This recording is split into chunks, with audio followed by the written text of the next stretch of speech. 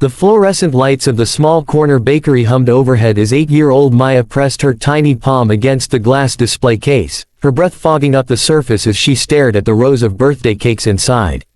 In her other hand, clutched so tightly her knuckles had turned white, was a crumpled $5 bill, every cent she had managed to save over 3 months of collecting bottles from neighborhood trash cans, helping Mrs. Chen carry groceries, and skipping lunch at school. Tomorrow was her mother's birthday, and Maya had made a promise to herself that this year would be different. This year, despite everything they had lost, despite the tiny apartment with peeling wallpaper and the empty refrigerator, despite her mother's 2 jobs and the exhaustion that lined her beautiful face, Maya would give her something special. She would give her a birthday cake. The problem was that the cheapest cake in the display cost $18. Maya felt the familiar sting of tears behind her eyes, but she blinked them back fiercely. She had learned not to cry, not since the accident that took her father 2 years ago, not since they lost their house, not since she watched her mother, who once designed buildings and wore elegant suits to work, take a job cleaning offices at night and waiting tables during the day. Crying didn't change anything. Crying didn't put food on the table or pay the rent or buy birthday cakes for mothers who deserved the entire world but had been given so little. If you believe that kindness can change lives, that one moment of compassion can alter someone's entire world, then please take a moment to like this video, leave a comment below sharing a time when someone's kindness touched your heart, share this story with someone who needs hope today, and subscribe to this channel. Because what happened next in that small bakery on a cold November evening proves that miracles don't always come in the ways we expect. The bakery owner, Mr. Patterson, a round man with flour perpetually dusting his apron, had been watching the little girl for the past 15 minutes. He had seen her count and recount those 5 crinkled dollar bills, had watched her shoulders slump a little more with each glance at the price tags, had noticed the way she squared those thin shoulders with determination that seemed far too heavy for such a small frame. He approached her gently, wiping his hands on his apron. Maya looked up at him with eyes that held an ancient sadness, the kind of sadness that children should never have to know. She asked him, in a voice barely above a whisper, if there was any way she could buy a birthday cake for $5, explaining that it was for her mother, that her mother was the most wonderful person in the world, that she worked so hard and never complained and always made sure Maya had something to eat even if she herself went without. She asked if maybe there was a small cake, even a very small one, or perhaps a cake that hadn't sold and was going to be thrown away, anything at all, because she had promised herself that this year would be different. Mr. Patterson felt his throat tighten. He had been about to tell her that unfortunately business was business, that he had bills to pay and couldn't afford to give away his products, no matter how much his heart wanted to. But then the bell above the bakery door chimed, and both of them turned to see a man in an expensive charcoal suit walk in, bringing with him a gust of cold November wind. Alexander Chen had not intended to stop at the bakery. He had been walking for hours, wandering the city streets in his $1,000 suit and Italian leather shoes, trying to escape the emptiness that had been consuming him for months. At 42, he had everything society said should make him happy. He was the CEO of a technology company worth hundreds of millions, he lived in a penthouse with a view of the entire city, he drove cars that cost more than most people's houses, and he attended charity galas where people praised his success and innovation. But 3 months ago, his wife of 15 years had left him, taking their 2 children to another state, and suddenly all the money and success and recognition meant absolutely nothing. His penthouse felt like a mausoleum. His office felt like a prison. And tonight, on what would have been his anniversary, the loneliness had become so crushing that he had left work early and just walked, hoping the cold air might somehow fill the hollow space inside his chest. He had stumbled into the bakery seeking only a moment of warmth, but what he found instead was a scene that would shatter and rebuild him all at once. A small girl with tangled brown hair and clothes that had been washed so many times they were nearly threadbare, clutching $5 like it was a treasure, asking a bakery owner if she could buy a birthday cake for her mother. Alexander stood frozen near the door, listening as Mr. Patterson, his voice thick with emotion, told the little girl that he was sorry, truly sorry, but $5 was not enough. Alexander watched as the little girl nodded, as if she had expected this outcome all along, as if disappointment was an old friend she knew well. She thanked Mr. Patterson for his time, her manners impeccable despite her obvious poverty, and turned to leave. And in that moment, Alexander saw in her something he had lost years ago in his climb to success. A pure, selfless love that asked for nothing and gave everything, a determination that wealth could never buy, a dignity that had nothing to do with money or status or power. He stepped forward before he even realized what he was doing. His voice, usually so commanding in boardrooms and conference calls, came out soft and uncertain. He asked Mr. Patterson which cake was the finest in the shop, the most expensive, the most beautiful. The bakery owner pointed to a 3-tier masterpiece decorated with delicate sugar flowers and elegant piping, a cake that cost $150 and had been custom ordered for a party the following week. Alexander said he would buy it, but not for himself. He wanted to buy it for the little girl, for her mother's birthday. Maya turned around slowly, her eyes wide with confusion and something that looked almost like fear, as if she didn't dare believe what she was hearing. Alexander knelt down so he was at her eye level, his expensive suit crumpling against the worn bakery floor, and he told her that he had heard what she was trying to do, that her mother was very lucky to have a daughter who loved her so much, and that he would like to help make her mother's birthday special. He asked if that would be all right. The little girl stared at him for a long moment, and Alexander saw her chin tremble, saw her fighting that same battle against tears that he himself fought every night in his empty penthouse.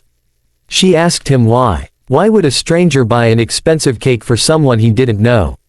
And Alexander, surprising himself with his honesty, told her that he had everything money could buy but had forgotten what really mattered, that seeing her love for her mother reminded him of what he had lost with his own children, that helping her somehow helped him remember what it meant to be human rather than just successful. Maya did something then that Alexander would remember for the rest of his life. She held out her $5 to him, telling him that she couldn't accept charity, that her mother had taught her they might not have much. But they had their pride, and that if he would buy the cake, she wanted to pay what she could toward it. Alexander felt something crack open inside his chest, felt tears he had not allowed himself to shed for months suddenly burning behind his eyes. He took the $5 from her small hand and told her it was a deal, that her $5 plus his money made them partners in giving her mother the best birthday cake in the city. Mr. Patterson carefully boxed the elaborate cake while Alexander asked Maya about her mother. The little girl's face transformed as she talked, lit up with a love so fierce and pure it was almost painful to witness. She told him about her mother's laugh, about how she sang while washing dishes even when she was exhausted, about how she read to Maya every night no matter how late she worked, about how she never complained about their small apartment or their empty refrigerator but instead pointed out the sunset through their window and called it a painting just for them. She told him about her father's death, about watching her mother cry silent tears she thought Maya couldn't hear, about seeing her mother take jobs that made her hands rough and her back ache, all to make sure Maya had what she needed. As Alexander listened, he realized that he was crying, tears running down his face in the middle of this small neighborhood bakery while a little girl taught him what wealth really meant. He thought about his own children, about the birthday parties he had missed because of board meetings, about the bedtime stories he had skipped to answer emails, about the recitals and games and ordinary moments he had sacrificed in pursuit of success. He thought about how he had provided his children with everything except what they actually needed, his time, his presence, his undivided attention. When the cake was boxed and ready, Alexander did something else. He took out his wallet and handed Mr. Patterson enough money to cover not just the cake but 10 more just like it. He told the bakery owner that for the next year, if anyone came in who couldn't afford what they needed for a celebration, for a birthday or anniversary or any moment of joy, Mr. Patterson should give it to them and send him the bill. He left his business card with his personal number written on the back. Then he turned to Maya and asked if he could walk her home, carrying the cake for her so it wouldn't get damaged. The little girl agreed, and together they walked through the darkening streets, an unlikely pair, a wealthy CEO and a poor child, brought together by $5 and a birthday wish. Maya talked the entire way, her initial shyness melting into excited chatter about her mother's surprise, and Alexander listened to every word as if it was the most important business presentation he had ever heard. When they reached the apartment building, worn and tired with cracked steps and peeling paint, Maya turned to Alexander and asked him if he would like to come up to meet her mother, to see her face when she saw the cake. Alexander surprised himself by saying yes. They climbed 3 flights of stairs, the cake box in Alexander's arms, and Maya knocked on a door with the number 7 hanging slightly crooked. The woman who opened the door was young, probably not yet 35, but she wore exhaustion like a heavy coat.